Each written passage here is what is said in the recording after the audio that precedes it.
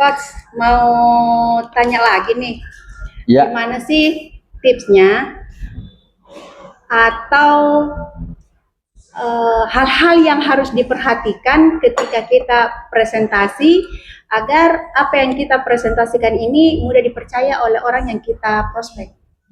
Oke. Nah, ini ilmu dari Mr. Eric Corey ya. Jadi memang ini ilmu yang sangat luar biasa. Oke, ya, Coach. Kita ketika mempresentasikan bisnis kita ke orang, nah kita pastikan sikap kita itu hanya memberi informasi. Oke. Adapun keputusan orang itu tertarik apa tidak, itu keputusan dari dia. Oke. Tapi ada 3 sebenarnya pertanyaan, ya. 3 hal yang ketika kita bisa menjawabnya, kita bisa memberikan jawaban. Insya Allah presentasi kita akan jauh lebih menarik dan diterima oleh kebanyakan orang. Oke, bisa di-share. Yang pertama itu adalah what do I do?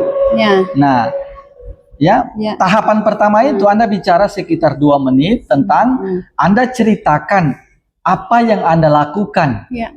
Contoh, saya jalankan Volten, kan begitu. Ceritakan apa yang Anda lakukan. Orang melihat, ya, oh Bu Santi ini ternyata punya bisnis ya.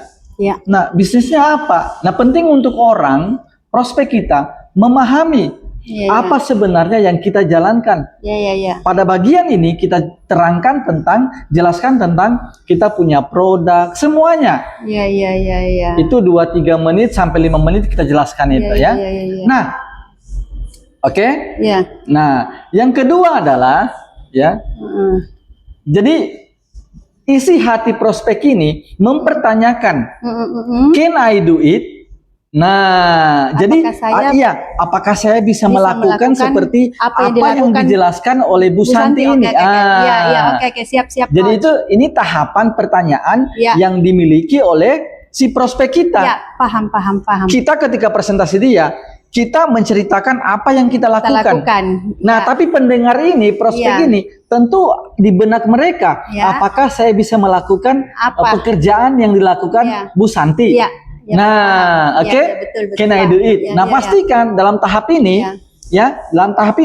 Anda menceritakan bahwa usaha ini yang saya jalankan bisa dijalankan oleh siapa saja.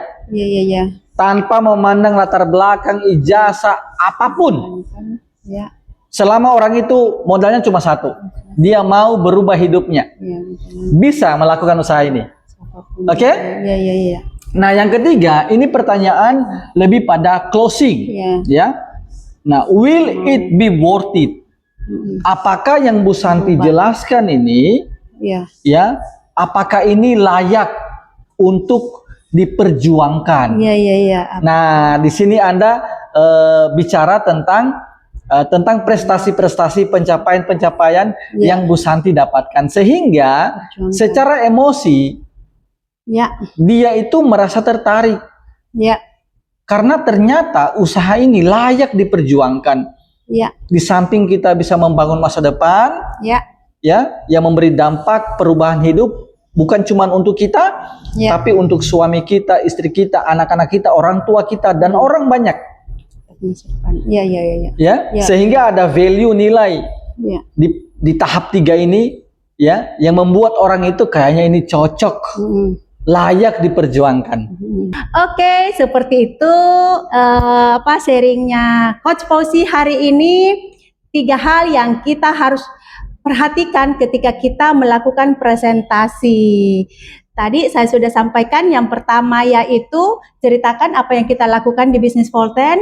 Yang kedua, orang yang kita prospek berpikir apakah saya bisa melakukan apa yang dilakukan oleh orang yang presentasi. Nah, jawabannya semua orang bisa cocok untuk melakukan bisnis ini, untuk menjalankan bisnis ini. Syaratnya 1, ada kemauan untuk merubah hidup. Ketiga, apakah bisnis ini layak untuk diperjuangkan? Nah, bisnis Volten layak diperjuangkan karena sangat berdampak untuk masa depan kita. Kita bisa persembahkan untuk orang-orang yang kita sayangi, orang-orang yang kita cintai.